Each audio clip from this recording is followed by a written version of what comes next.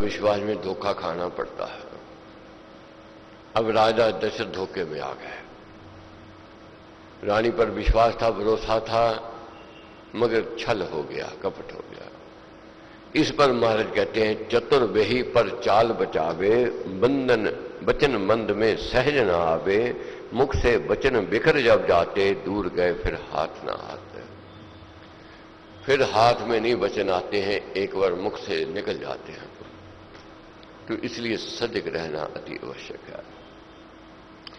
और महाराज समझाते हैं, तो छल करने वाले होते हैं, छली जो होते हैं, वे भी ज्ञान की बातें करेंगे, उपदेश देंगे। अब रानी ज्ञान की बात कर रही है, धर्म की बात कर रही है। क्या कहती है, बोली देकर बार आप, अब पछतावा क्यों करो, वृथा बहुत विलाप, सत्य धर्म का लोप है। अब धर्म से पथ से दूर जा रहे हो, धर्म पर चलो। आपका वंश है धर्म पर चलने वाला। अज्ञान दे रही है, उपदेश दे रही है। तो प्रसंग ये समझने का है, जब कामना बढ़ती है, जब कामना वासना को रूप ले लेती है, व्यक्ति का पतन होना आरंभ हो जाता है। व्यक्ति गिरता ही जाता है। वाणी पर कंट्रोल नहीं रहता उस समय, मर्यादा छूट जाती है, धर्म पर नहीं चलता, धर्म पर चलता है प्राणी। अब रानी का कंट्रोल वाणी पर से खत्म हो गया। पति का अनादर कर रही है, अपमान कर रही है, उलाने दे रही है, कायर कह रही है, अपशब्द कह रही है।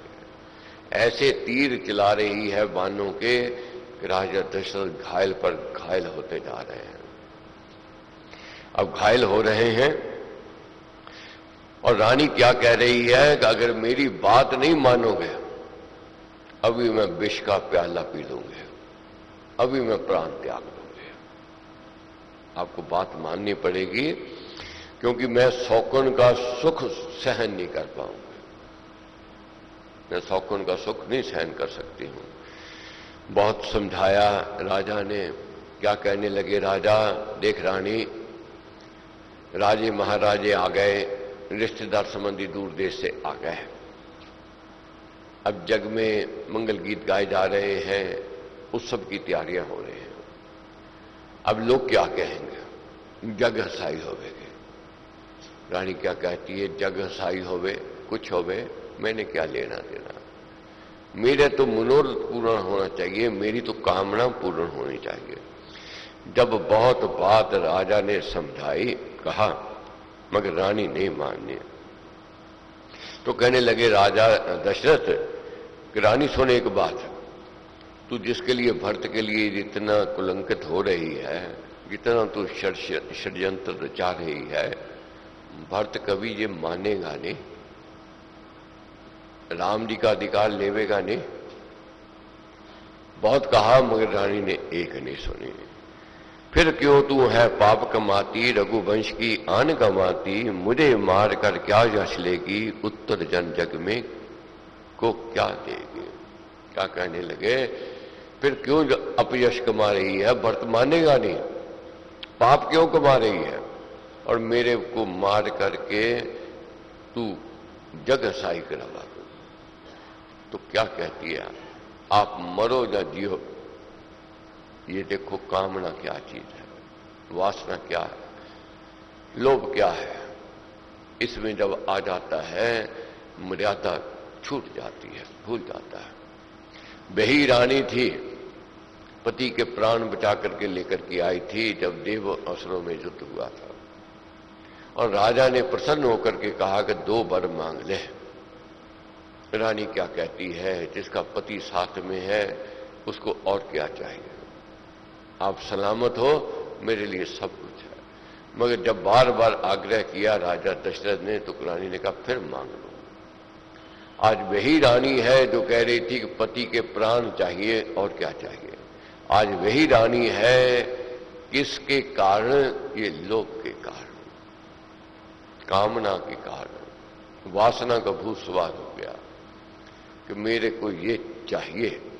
अब क्या कहती है, आप मरो या जियो, मैंने कुछ लेना देना नहीं है। मेरे को तो जो 2 वर आपने दिए थे वह वर मेरे को चाहिए। बहुत अति सुंदर भाषा में स्वामी जी महाराज ने रामायण की रचना रची है। बहुत प्रेरणा देती है, ज्ञान देती है, उत्साहित करती है। ये मिश्री की डरी है, जहां से भी खाओ मिठास से भरी हुई है। मगर घर में बैठ करके पढ़ते हैं वह आनंद व रस नहीं आता है। जो दरबार में बैठ करके जो रस आनंद आता है, कारण क्या है? ये देव कृपा है, गुरु कृपा है। यहां सत्संगति है, यहां का वातावरण शुद्ध है, पवित्र है, भाव उत्तम है, विचार उत्तम। साल में 2 बार सो अवसर मिलता है। सबके घरों में है रामायण जी, कितने हैं जो बार बार पढ़ते हैं? मुश्किल है। साल में 2 बार पढ़ते हैं, सामूहिक तौर पर पढ़ते हैं। ये अवसर मिला है, भाग्य की सराहना करनी है। किसी कारण जो नहीं आ सकते हैं उनसे भी यही मैं कहूंगा, जरूर कोशिश करनी है, यत्न करना है। जीवन में देखोगे परिवर्तन आवेगा, निखार आवेगा, व्यवहार शुद्ध होगा, विचार शुद्ध हो जाएंगे। गृहस्थ में कैसे विचरना है इसमें दर्शाया है। ऊपर से चालीसा का महान यज्ञ। चालीसा हिंदू संस्कृति में एक विशेष महत्व माना गया है। ऐसा प्रतीत, ऐसा माना गया है, ऐसा विश्वास किया जाता है कि जो मनोरथ हो, जो कामना हो, उसके लिए कोई यज्ञ किया जाए, मनोरथ कामना पूर्ण होती है, ऐसा विश्वास है। और बहुत ऐसे भी देखे यज्ञ भी पूर्ण नहीं हुआ और बहुतों के मनोरथ कामने पूर्ण भी हुए। बहुत मिलते हैं, बहुत कहते हैं। उनसे ये कहूंगा, यज्ञ बीच में नहीं छोड़ना है। अब आपका मनोरथ पूर्ण हो गया है तो आप धन्यवाद करो महाराज का, धन्यवाद है महाराज आपका, आपने हमारे मनोरथ कामना पूर्ण की। किसी के कारण से किसी के मनोरथ नहीं पूर्ण हुए, उनको मन नहीं छोड़ना है, हिम्मत नहीं छोड़नी है। बहुत ऐसी होती हैं बातें, बहुत प्रायश्चित करने पर ही धुलती हैं। कोई ऐसी गलतियां होती हैं, उसके लिए बार बार प्रायश्चित करना पड़ता है। मगर जहां देर हो सकती है, अंधेर नहीं है। ये विश्वास को जगाना है। तो आज संक्रांति है, चढ़ता महीना, बड़े उत्तम भाव से सब लोग प्रातःकाल उठ करके आए हो। आषाढ़ महीने की 1 तारीख है। पूज्य पिताजी महाराज ने विशेष आशीर्वाद भेजा है, विशेष हम सब के लिए मंगल कामना। मैंने रात्रि भी बात कही थी कि आदरणीय कृष्ण भाई साहब जी के मन में जब पीछे आई, जब देखा कि आपकी असुविधा, गर्मी में बैठना मुश्किल था, तो पीछे मेरे से कहने लगे कि मैंने देखा है मगर अब गर्मी बहुत है और आपको सुविधा ज़्यादा है, तो ऐसा मैं चाहता हूं कि हाल दरबार बने तो सारे महाराज के दरबारों से भी उत्तम होवे। ये उनकी कामना है। तो ये इच्छा हम सब की है और हम सब ने सहयोग भी देना है। तो सुविधा तो होगी, यज्ञ तो चलता रहेगा, बाकी कंस्ट्रक्शन का काम भी चलता रहेगा। मगर ये बात मैं महाराज की कहूँ, महाराज का धन्यवाद करते हुए कहूँगा कि महाराज आपने प्रेरणा दी है और मेरे को पूर्ण विश्वास है कि भाई साहब इतना उत्तम आश्रम बनावेंगे जो देखने ही बनते रहेगा। लोग आवेंगे, देखेंगे, तो बहुत अच्छी बात है।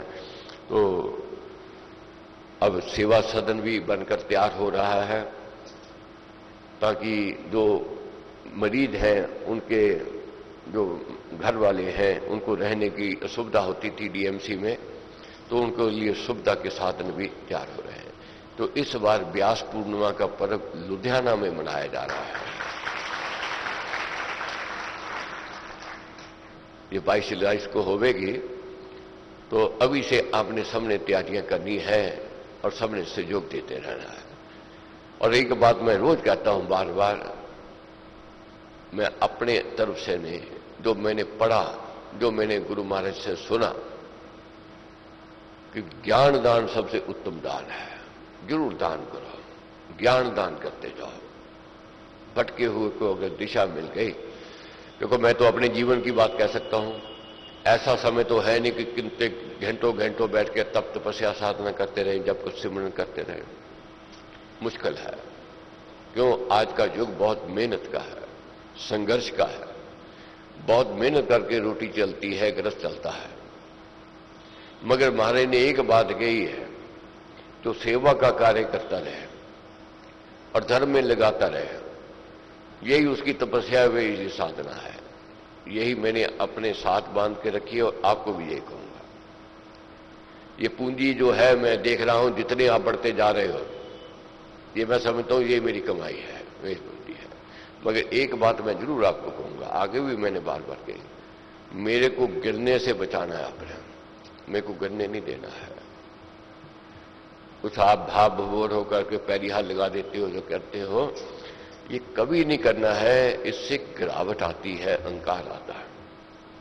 इससे मेरे को आपने बचाना है। जहां मेरी गलती त्रुटि आपको नजर आवे, आपका अधिकार है कहने का। कोई कह देते हैं नहीं मेरी पर्सनल लाइफ है। पर्सनल लाइफ किसी की नहीं होती है जो जग में आता है, समाज में आता है, धर्म का कार्य करता है, उसकी पर्सनल लाइफ नहीं होती है। ये आपकी धरोहर है, आपका अधिकार है। तीसरी बात मैंने कहनी है कि ठीक है आपकी भावना है, मगर मेरे मन की बात भी आपने सुननी है। नलायक जो स्टूडेंट होता है, मॉनिटर उसी को बनाया जाता है। वही नलायक था, मैं सबसे नलायक, तो उन्हें मॉनिटर बना दिया। अब ड्राइवर हूं मैं, ड्राइवर का मतलब नहीं गाड़ी का मालिक बन गया। ड्राइवर तो ड्राइवर ही रहेगा। बहुत अज्ञानता के कारण नाम लेने के लिए मेरे पास आ जाते हैं। मैंने बहुत बार बार कहा है कि मैं नाम देता हूं, ना कभी जीवन में दूंगा, ना जीवन में कभी दूंगा। क्यों? मेरी मां ने एक ही शिक्षा मेरे को दी है कि दास बन के रहना है, सेवक बन के रहना है। तो पूज्य पिताजी महाराज का मैं दास बना रहा हूं, सेवक बना रहा हूं और आप सबका सहयोगी बना रहा हूं, मैं आप सबका भाई बना रहा हूं। ये मेरी कमाई है, ये मेरी दौलत है। आपने मेरे को ये सुनिए। तो आज मैंने इतनी बात इसलिए कही, बहुत भ्रम में आते हैं, कहते हैं जी कि आप कोई जल दे दो, ना धागा दे दो, वो दे दो, ना अपने मन की दुख की बात कहने आते हैं। एक ही बात मैं कहता हूं सबको, मैं आज पब्लिक में ये कहने जा रहा हूं, मेरे पास आने से कुछ नहीं मिलने वाला। मैं खुद खाली हूं, खुद कंगाल हूं। जो भी मिला है महाराज के दरबार से ही मिला है। अपने मन की कोई भी बात हुआ करे तभी मैं रोज प्रार्थना करता हूं। ये मैं समझो आपको करवाता हूं, मैं आप भी करता हूं अपनी, तो यही बैठ के करता हूं। मेरे को भी सुख चाहिए, मेरे को भी शांति चाहिए, मेरे को भी संतोष चाहिए।